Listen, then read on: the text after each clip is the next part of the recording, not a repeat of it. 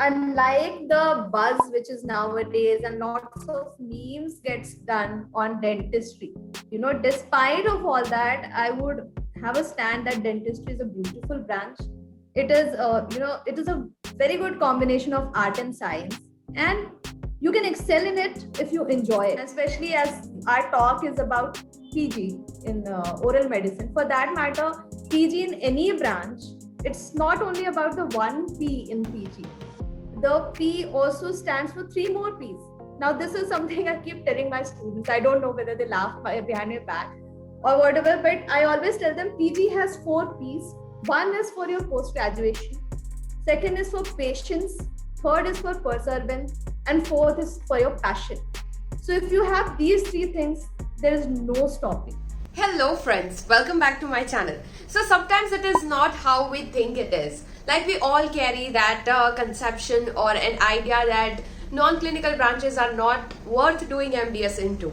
Or somewhere we have this differentiation in our mind between the clinical branches and the non-clinical branches. So today we have a dynamic personality on our channel. Her name is Dr. Amita Aditya. She is currently associated with Zihagat Dental College and Hospital. Ma'am has an experience of 10 years of extensive clinical practice in the oral medicine and radiology. So who could be the better person than her to guide us? So in this video, I am asking ma'am 5 questions which will solve most of your queries regarding MDS in oral medicine and radiology.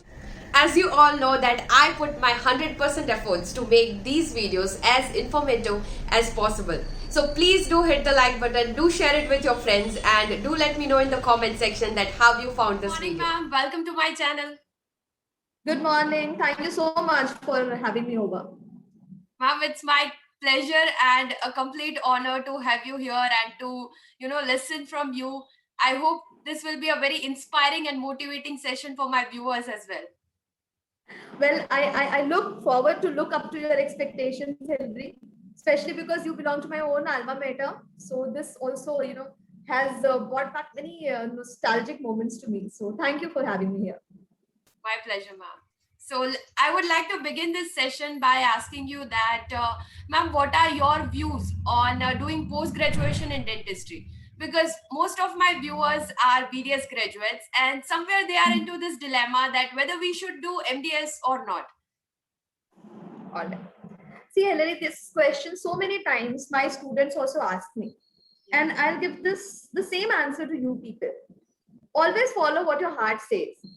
There's no comparison. We cannot say that only having BDS you cannot be a fine practitioner or you cannot pursue anything further. There are so many avenues that have opened up. Some of my students, they have taken up various, they have diverted a little. They have taken up public health programs or they have gone to the management side. So it's not that the avenues are less. But according to me, if you have liking for a particular subject, which 90% of us do, inculcate or cultivate during the BDS. So if you have liking for a particular subject and you want to gain a very focused, in-depth knowledge, then you must do MDS. Correct. So if you ask me, since I have already done MDS, so you know what my preference would be, Yes. But I don't want to get biased about it. Yes, there are avenues after BDS also. I'm sure in your channel, one day we all can discuss what are the other avenues. But yes, if you want to have a focused attention, and there's so many advancements. Now you yourself are doing in prosthodontics. Yes. You can think, what we used to learn in BDS and in post-graduation, how many specialized things we learn. It's like being master of that subject, right? So this is the idealistic approach. Let me take the practical approach. Now, if we all are trying to practice in an urban area, especially, people know that, a specialist is different from a general dentist. So just like if they have some problem in eye, they will go to an ophthalmologist. Similarly, the awareness, especially in the metros and root canal done, I have to go to an endodontist. So it also adds to your brand value. Okay, because idealism is one side, but finally it is also our profession. So if you want to get a cutting edge, then I would suggest that in present times one should go for MDS. But again, it depends on personal choice and feasibility. There are a lot of aspects to it. Yes, definitely. Ma'am, how about doing masters in oral medicine and radiology? Well, that is one question that I have been asked very frequently, and I can share my experience. I cannot change everyone's perception, but you know, oral medicine and radiology was my subject of choice. I was crazy about this subject since my BDS. And in internship also, if I would have been given a chance, I would have taken an elective in this. Because somehow what appeals to me the most is that it is one of the most dynamic and versatile subjects. You do PG in one subject, oral medicine and radiology, but you are getting hands-on of radiology, diagnostics, medicine, right? And also in most of the universities now, they have training in collaboration with the general medicine, general dermat, psychiatry. So there's a lot of things happening over there. I always tell my students there's never a dull day in the OPD of oral medicine. Any patient coming to a college is going to be your patient first. It gets divided later on. So there's so many avenues to learn from, and and people like me who find monotony very repulsive. I feel oral medicine and radiology is the correct subject to do MDS. There's so much to learn too. There's so many advancements happening every day, and it just kind of prepares you to face any kind of clinical situation. Also, again, as I said, that was my personal perception. Practical point of view, even the employability is pretty good. Unlike the common perception that oral medicine and radiology is not a clinical subject, I feel it's a highly clinical subject. And if you kind of market yourself well, you get a lot of consultations. You can do. There's a lot of scope. We can talk about it, and I think it's a wonderful subject to do specialization. Ma'am, what are the scopes after doing MDS in oral medicine and radiology in India, particularly? In it. Okay. Well, I'll just divide it for our clear understanding. The first thing, as I said, unlike the common perception, oral medicine and radiology practice has a lot of scope. Okay, so you can develop yourself as, in fact, in the US and everywhere, there's a terminology which not many of us use, is that oral physician. So the thing is, you learn so much in collaboration with general medicine, and it's a branch very close to the general medicine. We should try and we can develop our practice like, oral medicine part. So the consultation and, specialized oral medicine practice is one thing. If you're more inclined towards radiology, now the latest advancements are each and every dentist requires someone to interpret their radiographs, especially the advanced imaging ones. Now you all know, we have a very close collaboration with, Prosto. Yes. So the thing is that, CBCT has come, or even CT, implant planning. So many avenues have come. If you are a specialist, you are trained in CBCT, right? You are trained in CT, MRI of head and neck region. So you can develop your practice in radiology as well. So that was from the clinical point of view.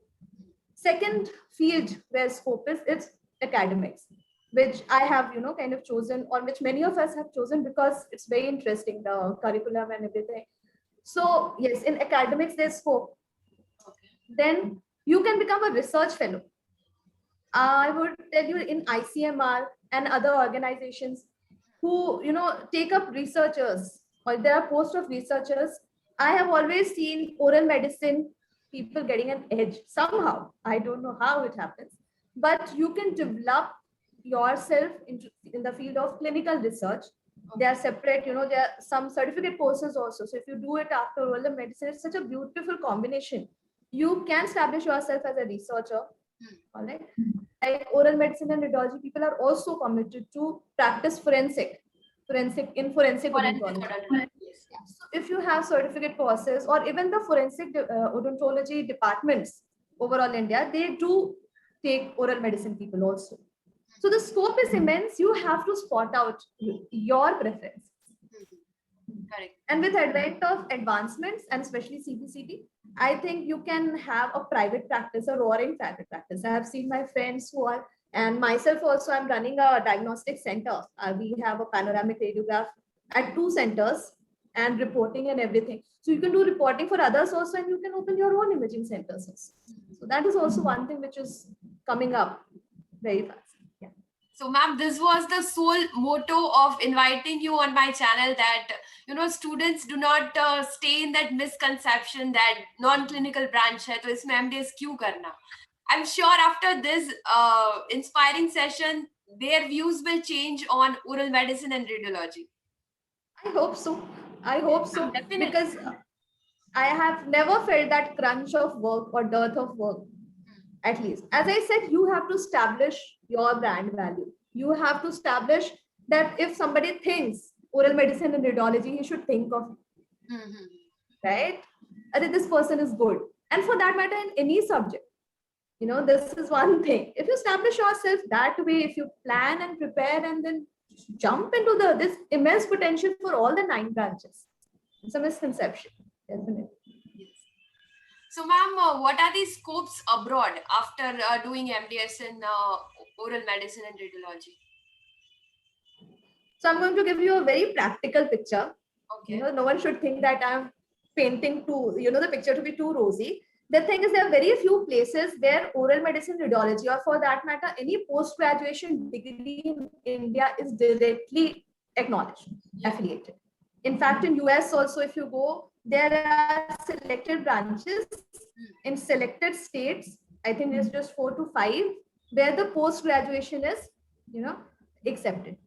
So one thing is that if you are, if you feel that you have to go and settle abroad, then after BDS you can take that leap, and in US and UK and all, there's a combined branch, actually many places where they combine oral pathology and oral medicine, and they have a branch called oral biology, so there are things. So this is the first thing in which, if you're planning to do post-graduation and then go abroad, then you can think and plan initially only, if you have interest in this subject, that you do the post-graduation course abroad.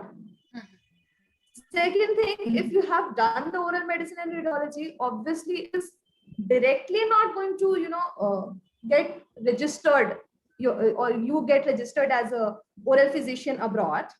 There are very few states, 2 or 3 states, but then again, it is giving you an in-depth knowledge. You can do your research work and you can apply for different research posts. Okay. So again, because in oral medicine, it's a lot of research-oriented things going on. You do have an edge. One of my students, he just, did something on stem cells. Okay.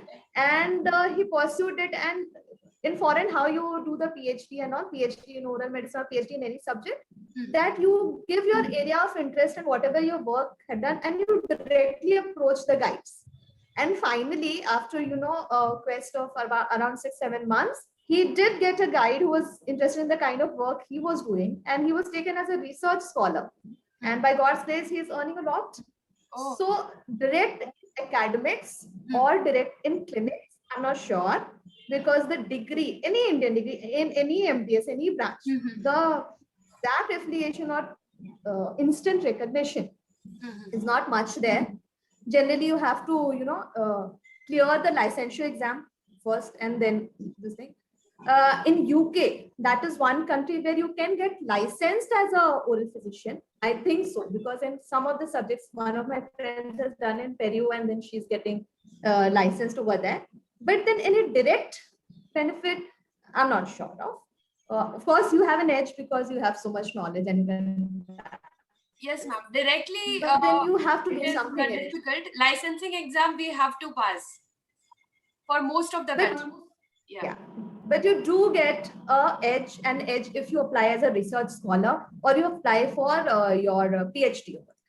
Then you definitely have a lot of scope once you have done all that. Right. So guys, if you want to connect with ma'am on any social media platforms, I'll be sharing ma'am's profile in the description box below. So if you have any further queries, you can directly write to her. And now, ma'am, moving towards the end of this session, what message you would like to give to my viewers?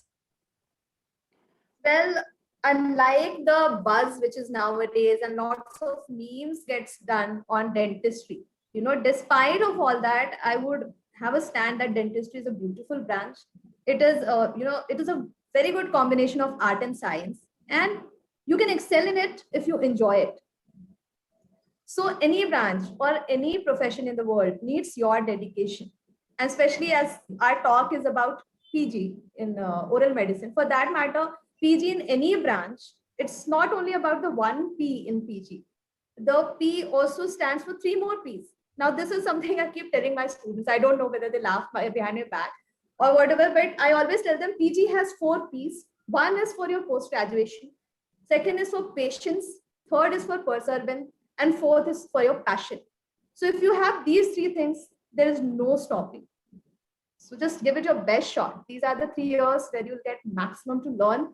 Grab it with both of your hands and just enjoy the journey. That's it. True, ma'am. I will also remember this 3 P's throughout my post-graduation life. All the best to you too as well. Thank you. Thank you. Thank you so much, ma'am.